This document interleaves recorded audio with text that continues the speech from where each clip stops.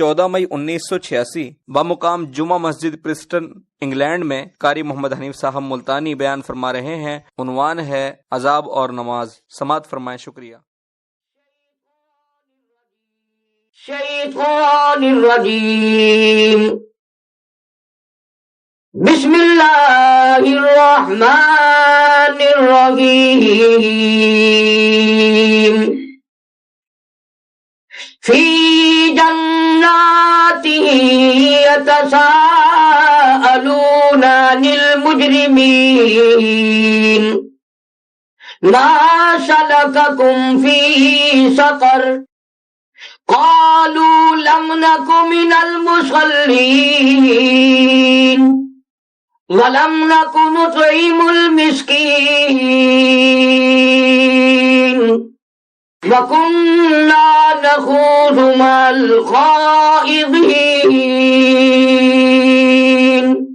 وَكُنَّا نُكَذِّبُ بِيَوْمِ الدِّينِ حَتَّى أَتَانَا الْيَقِينُ وقال النبي صلى الله تعالى عليه وسلم الصلاة عماد الدین، من اقامها فقد اقام الدین ومن ترکها فقد هدم الدین۔ صدق اللہ مولانا العلی العظیم وصدق رسولہ النبی الکریم ونحن على ذلك لمن الشاہدین والشاکرین والحمد للہ رب العالمین۔ درود پاک۔ اللہم صل علی محمد وعلی آل محمد کما صلیت علی ابراہیم وعلی آل ابراہیم انک حمید مجید۔ اللہم بارک علی محمد وعلی آل محمد کما بارکت علی ابراہیم وعلی آل ابراہیم انک حمید مجید۔ قرآن کریم کے 29ویں پارے کی چند آیات جو اس وقت تلاوت کی گئیں، سورہ مدثر کے دوسرے رکوع کی چند آیات ہیں۔ پروردگار عالم نے ارکان اسلام جو مسلمانوں کے لیے لازمی اور لابدی قرار دیے، ان کی تشریح بھی فرمائی۔ کیونکہ وہ سارے جہان کا خالق و مالک ہے، اسے اختیار ہے کہ وہ اپنی طرف سے پابند کرے کہ زندگی میرے بندوں نے اس طرح پہ بسر کرنی ہے۔ آزاد نہیں ہے میں اور آپ، یہ ایک بھول ہے کہ جو چاہو کرو، جس طرح سے چاہو چلو، کوئی بات نہیں، ایسا نہیں ہے۔ جس نے پیدا فرمایا اس کو قانون یہ حق حاصل ہے کہ اس کا بتایا ہوا طریقہ اور رستہ اس پر چلا جائے، اور جو اس پر نہ چلے وہ سزا دے۔ دنیا کا بھی دستور ہے۔ ساری دنیا کی حکومتیں اپنے باغی کو معاف نہیں کرتی، تو خداوند کریم کی کہ یہاں پہ ارکان اسلام کے باغی کے لیے کوئی معافی نہیں۔ نماز وہ اسلام کا رکن ہے، قیامت میں جس کی سب سے پہلے پوچھ کی جائے گی۔ اور صحابہ کرام نے عرض کیا، یا رسول اللہ صلی اللہ علیہ وسلم، قیامت کے دن اتنی دنیا جو موجود ہوگی، آدم علیہ السلام کی امت، نوح علیہ السلام کی امت، سارے پیغمبروں نبیوں کی امتیں موجود ہوں گی، آپ ہمیں کیسے پہچانیں گے؟ ہماری پہچان کیسے ہوگی آپ کو؟ تو ارشاد فرمایا محمد عربی صلی اللہ علیہ وسلم نے کہ میری امت کے اعضائے وضو کے جو اعضاء ہیں یہ میری امت کے چاند کی طرح چمکیں گے۔ ہاتھ پیر جن کے وضو کرتا ہے، قیامت کے دن اس خوفناک منظر میں، ہوش ربو گھڑی میں یہ چاند اور سورج کی طرح چمکیں گے۔ حضور نے فرمایا میں اس طرح پہچان لوں گا یہ میرا امتی ہے۔ بڑا اہم رکن ہے نماز، آج لوگ اس کی پرواہ نہیں کرتے۔ اگر کوئی دوسرے ملک سے لا کر اپنے بچے کو تحفہ دے اور وہ بچہ نالی میں پھینک دے تو باپ تھپڑ مارتا ہے۔ میں امریکہ سے دوسرے ملک سے لایا بچہ خوش ہوگا، کھائے گا، پیے گا، کھیلے گا، تم نے اس کی بے عزتی کی۔ اگر تمہارا دوسرے ملک کا لایا ہوا تحفہ اولاد قبول نہ کرے اور کھائے پیے نہ تو تمہیں غصہ لگتا ہے. یہ نماز عرش عظیم سے آیا ہوا تحفہ ہے، خدا نے بھیجا ہے یہ، اور محمد کریم صلی اللہ علیہ وسلم کا لایا ہوا تحفہ ہے. تو قرآن کریم نے اعلان کر دیا جب لوگ جنتی جنت میں چلے جائیں گے، دوزخی دوزخ میں چلے جائیں گے، اپنی اپنی سزا پالیں گے، حالات دنیا کی تمام سامنے آ جائیں گے اور اعلان کر دیا جائے گا وَامْتَازُوا الْيَوْمَ أَيُّهَا الْمُجْرِمُونَ. اور ظالموں، جھوٹ بولنے والوں، زنا کرنے والوں، بدماشی کرنے والوں، نمازوں کو ٹھکرانے والوں، نمازوں کی پرواہ نہ کرنے والوں، الگ ہو جاؤ میرے نیک بندوں کے پاس. آج تمہیں کھڑا ہونے کی اجازت نہیں، تم میرے نیک بندوں کے پاس قیامت کے دن کھڑے نہیں ہو سکتے. لیمیز اللہ الخبیث من الطیب، نیک و بد میں تمیز کر دی جائے گی، الگ الگ صفیں بنا دی جائے گی. فرمایا جب جنتی جنت میں پہنچ جائیں گے اور دوزخیوں کا فیصلہ ہو کر تو ہمیشہ کے لیے جہنم میں چلے جائیں گے، تو اللہ پاک اپنے فضل و کرم سے جنتیوں کا حکم دے گا آؤ تم اپنے رشتہ داروں کا، اپنے ہمسایوں کا، اپنے عزیزوں کا حال دیکھو جو نماز نہیں پڑھتے تھے، آج ان کا کیا حال بنا ہوا ہے. چنانچہ جنتی لوگ کھلے. اب بات یہ ہے کہ قیدی آدمی نہیں کیا جا سکتا، آزاد تو ہر جگہ آئے گا جائے گا، جنتی کو کیا پرواہ، وہ جہاں چاہے جائے. جنتی لوگ آئے اور انہوں نے آ کر کے برا حال دیکھا، سوال کر دیا فی جناتی یتساءلون عن المجرمین. جنتی لوگوں نے سوال کر دیا، جنتی لوگوں نے پوچھ لیا، جنتیوں نے ایک بات سامنے رکھ دی فی جناتی یتساءلون عن المجرمین. دوزخیوں نے سوال، جنتیوں نے سوال کر دیا، دوزخیوں سے پوچھ لیا ما سلککم فی سقر، کون سی چیز تمہیں دوزخ میں لائی؟ یہ اتنے بڑے بڑے جہنم کے انگارے، یہ اتنی بڑی بڑی طرح طرح کی وادیاں، عذاب مل جانے کے بڑے بڑے طریقہ کار. قرآن کہتا نار اللہ الموقدۃ التی تطلع علی الافئدہ. جہنم کی آگ اللہ پاک کی سلگائی ہوئی آگ ہے، خداوند کریم کی بھڑکائی ہوئی آگ ہے. اتنی سیانی ہے، اتنی ہوشیار ہے، وہ آگ سب سے پہلے دل کو جلائے گی. نار اللہ کسی بندے کی سلگائی ہوئی نہیں، کسی آدمی کی بھڑکائی ہوئی نہیں، اللہ میاں کی سلگائی ہوئی آگ ہے، شعلے بھڑکائے ہوئے ہیں. الافئدہ، سب سے پہلے آدمی کے دل کو جلائے گی. سوچا کیوں نہیں؟ انہا علیہم مؤصدۃ فی عمد ممددہ. جہنم کی آگ کے انگارے جب جلائیں گے انہا ترمی بشرر کالقصر کأنہ جمالۃ صفر، اونٹ کی طرح ایک ایک انگارہ. اللہ کا قرآن ہے، فرمایا لہم من فوقہم ظلل من النار وَمِن تَحْتِهِمْ ظُلَلٌ، نیچے بچھونا بھی آگ کا، اوپر اوڑھنا بھی آگ کا، کروٹ بدلنے نہ پائیں گے. اِنَّهَا عَلَيْهِمْ مُؤْصَدَةٌ فِي عَمَدٍ مُمَدَّدَةٍ، آگ کے ستونوں سے باندھ دیا جائے گا تاکہ کروٹ نہ بدل لے،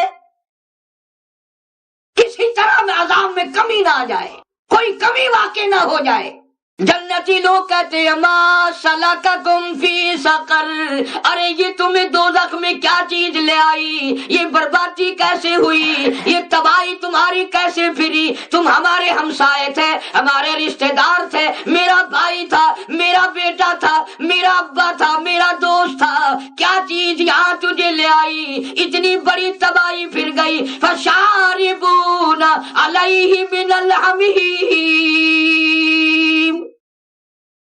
اتنا گرما گرم پانی کھولتا ہوا سخت گرم پانی ملے گا، پانی پانی پانی لوگ کریں گے، اتنا گرم ملے گا کہ سوج کر یہ نیچے کا ہونٹ پیروں کے انگوٹھوں پہ آ پڑے گا۔ حدیث پاک کا ترجمہ کر رہا ہوں، علماء سے پوچھ لیں، اور اوپر کا ہونٹ سوج کر کمر پہ جا پڑے گا۔ مسلم شریف کی روایت میں ہے ایک آدمی کی زبان جہنم میں اتنی لمبی لٹک جائے گی اس پہ 18 آدمی کھڑے ہو سکیں گے۔ سنن کی روایت میں ہے جہنمی جل جل کر سڑ سڑ کر 3 میل لمبا 3 میل چوڑا پھول کر سوج کر ایک آدمی کا بدن ہو جائے گا۔ فرمایا ما سلککم فی سقر، او دوزخیو تمہیں یہاں کیا چیز لے آئی؟ وہ کون سا گناہ کیا، وہ کون سا جرم کیا، کون سی خطا کی، کون سا قصور کیا جو تم اتنی بڑی بربادی میں آئے؟ قرآن کریم نے جہنمیوں کا جواب نقل فرما دیا تاکہ لوگ خبردار ہو جائیں، سمجھدار ہو جائیں، ہوشیار ہو جائیں، پہلے سے انتظام کر لیں۔ جہنمی سارے مل کے بولتے ہیں، قرآن کہتا ہے قالو، کہنے لگے لم نک من المصلین، ہم دنیا میں نماز کی پرواہ نہ کرتے تھے، دل میں آیا پڑھی، نہ دل میں آیا نہ پڑھی۔ سب سے بڑا جرم، سب سے بڑا گناہ، سب سے بڑی خطا جو ہماری تھی وہ یہ تھی لم نک من المصلین، ہم نمازی نہیں تھے، ہم بے نمازوں میں رہتے تھے۔ قرآن کریم میں کئی سو مقام پر نماز کی تاکید آئی، نماز کا حکم آیا، اور جناب مدنی کریم صلی اللہ تعالی علیہ وسلم نے اپنی پوری زندگی میں نماز کا حکم آ جانے کے بعد آخری وقت تک ایک نماز قضا نہیں فرمائی۔ جناب ابو بکر صدیق رضی اللہ تعالیٰ عنہ کی ایک نماز بھی قضا نہیں ہوئی، جناب فاروق اعظم رضی اللہ تعالیٰ عنہ کی ایک نماز قضا نہیں ہوئی، حضرت عثمان رضی اللہ تعالیٰ عنہ کی ایک نماز بھی قضا نہیں ہوئی، حضرت علی رضی اللہ تعالیٰ عنہ کی ایک نماز بھی قضا نہیں ہوئی۔ 1,29,000 صحابہ کرام میں سے کبھی کسی نے نماز قضا نہیں کی،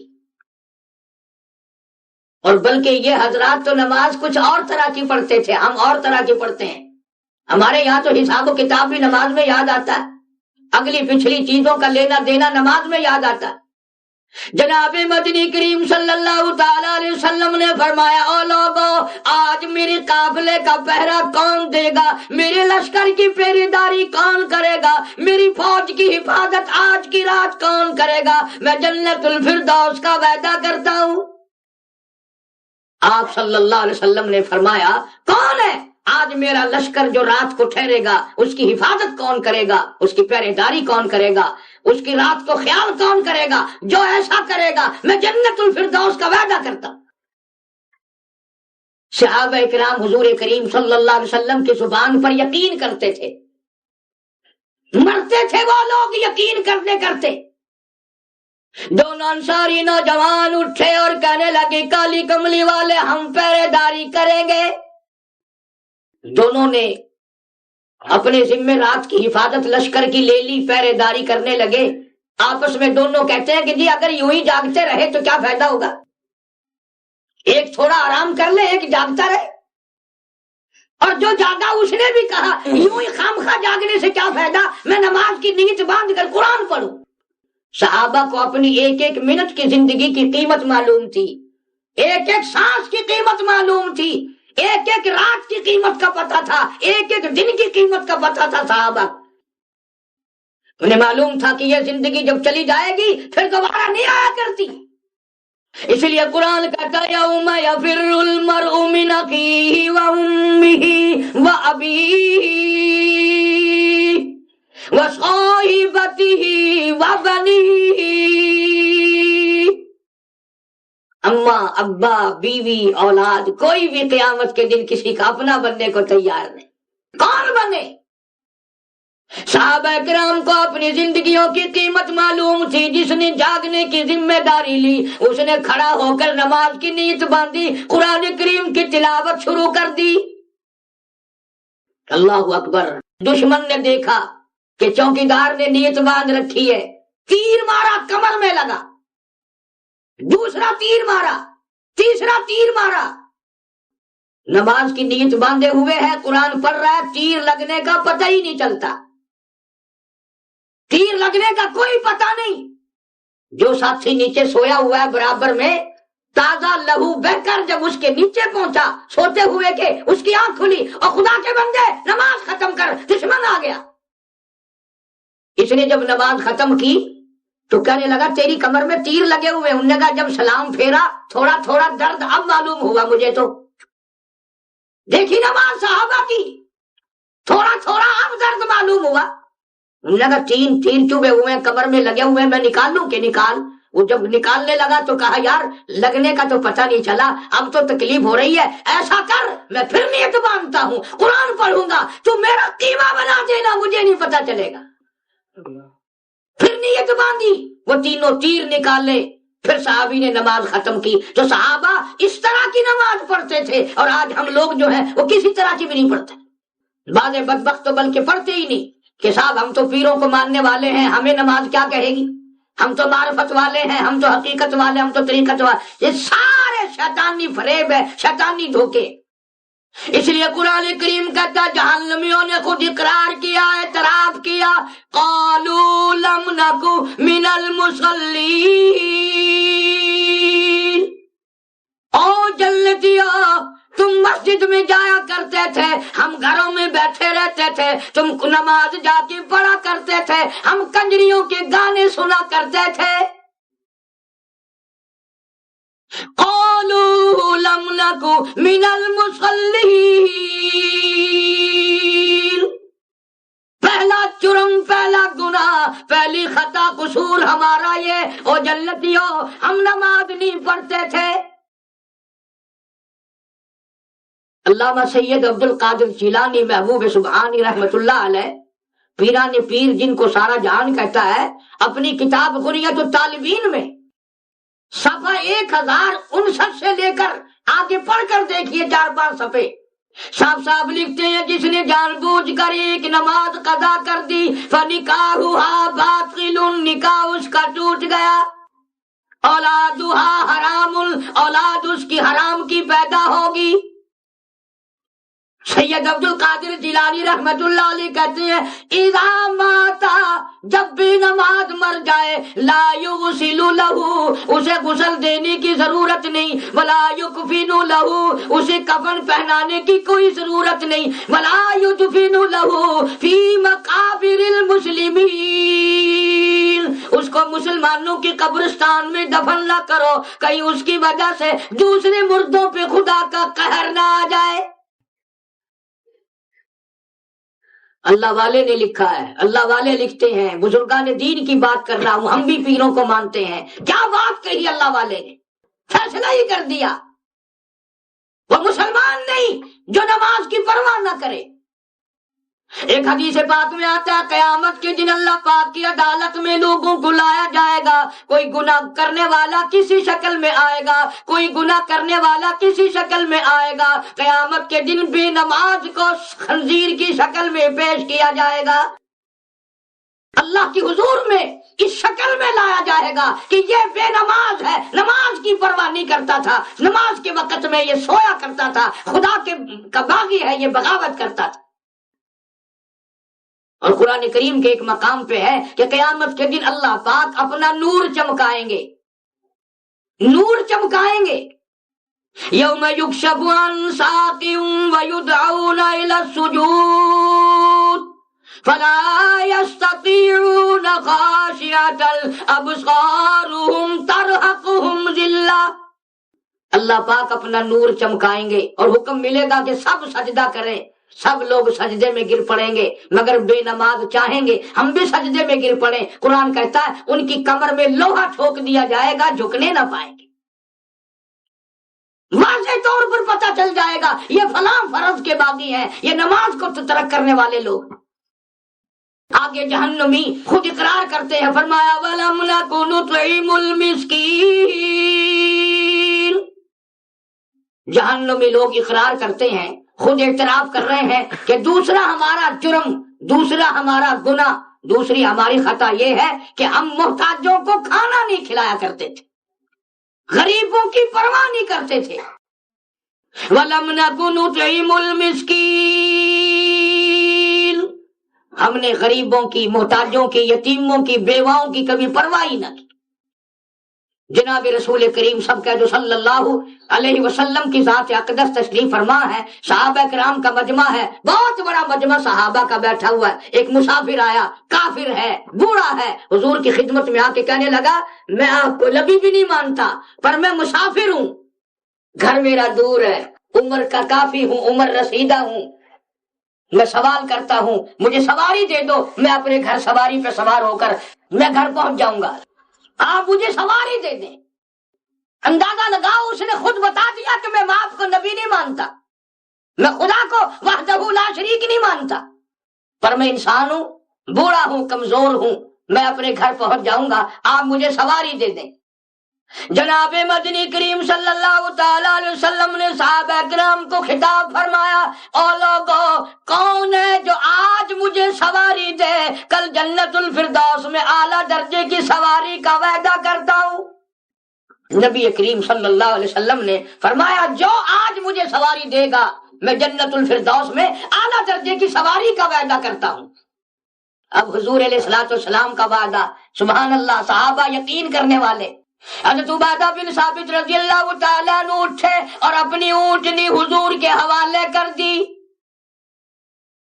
آپ نے وہ اونٹنی لے کر اس مسافر کو دے دی کہ لو بھائی اس پہ سوار ہو کر تو چلا جا، لیکن اب وہ کہتا ہے نبی اللہ مجھے بھوک بھی لگی ہے، پہلے کہتا ہے مجھے کپڑا چاہیے، میرے پاس کپڑا بھی نہیں۔ اب آپ میں سے یا میں وہاں ہوتا تو کہتا واہ بھائی واہ، تجھے عادت پڑ گئی، سواری دے دی تو اب کپڑے پہ چلا گیا، انگلی پکڑتے پکڑتے ہاتھ پکڑنا شروع کر دیا، چلا یہاں سے۔ مگر امام الانبیاء محبوب کبریا حضرت محمد مصطفیٰ صلی اللہ تعالی علیہ وسلم پھر کھڑے ہو گئے، فرمایا کون ہے جو آج مجھے کپڑا دے اللہ کے نام پر، کل میں جنت الفردوس میں اعلیٰ درجے کے جوڑوں کا وعدہ کرتا ہوں۔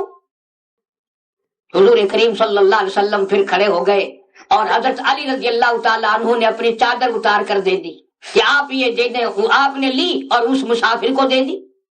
اب وہی پورا مسافر کہتا ہے نبی اللہ مجھے بھوک بھی لگی ہے، پہلے سواری مانگی، پھر کپڑا مانگا، پھر بھوک کا متعلق کہنے لگ گیا۔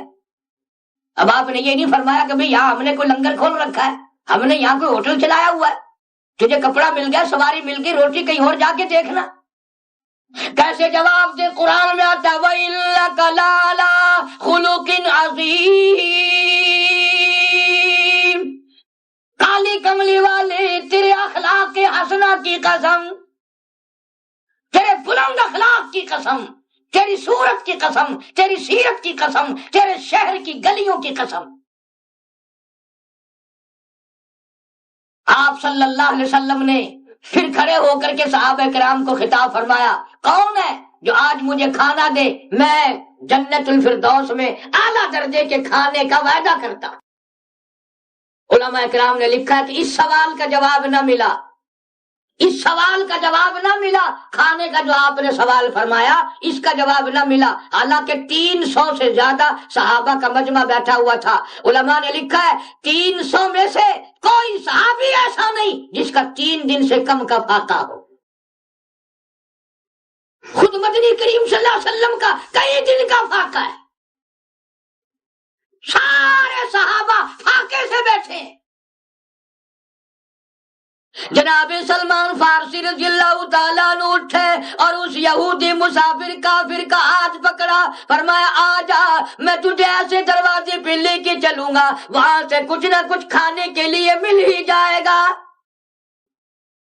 اس مسافر کو لے کر سلمان فارسی رضی اللہ تعالیٰ عنہ سیدہ فاطمہ الزہرا رضی اللہ تعالیٰ عنہ کے دروازے پہ لایا اور آ کر کے آواز دیا اہل بیت رسول اللہ سیدہ فاطمہ الزہرا مسافر ہے، بھوکا ہے، کھانا کھلانا ہے، اللہ نام پہ سوال ہے۔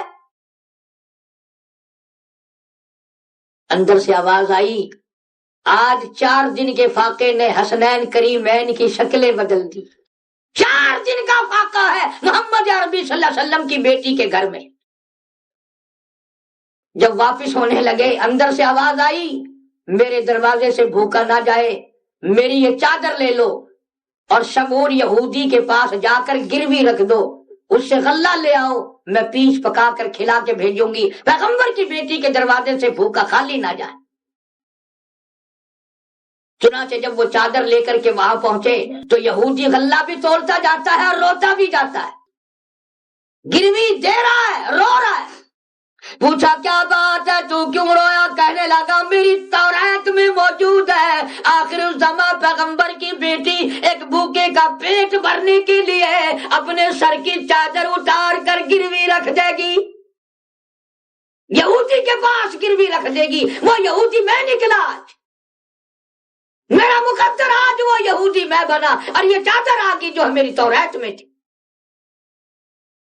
غلہ تولنے کے بعد سلمان فارسی کو کہنے لگا دیر نہ لگا، مجھے جلدی دربار رسالت میں لے چل، اور کہتا کہ چلو ڈھونڈے غلاموں کو، چلو ڈھونڈے غلاموں کو، شہنشاہ کر دیا جس نے زمانے بھر کے غلاموں کو، آقا کر دیا جس نے۔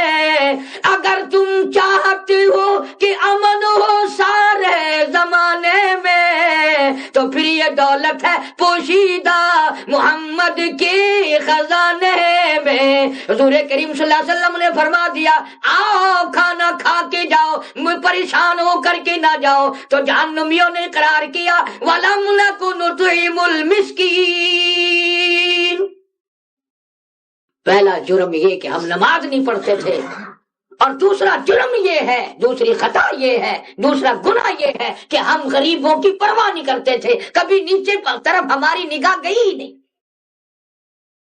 اور آگے کہتے ہیں وَكُنَّا نَخُوضُ مَعَ الْخَائِضِينَ۔ دوسری لوگ اپنا تیسرا گناہ بتا رہے ہیں، اپنا تیسرا جرم بتا رہے ہیں کہ ہم دیندار لوگوں کا، نمازیوں کا، قرآن والوں کا مذاق اڑایا کرتے تھے۔ وَكُنَّا نَخُوضُ مَعَ الْخَائِضِينَ۔ ہم تمسخر اڑایا کرتے تھے، ہم مذاق کیا کرتے تھے، داڑھی کا، نماز کا، مسلمانوں کا، قرآن پڑھنے والوں کا ہم مذاق کیا کرتے تھے۔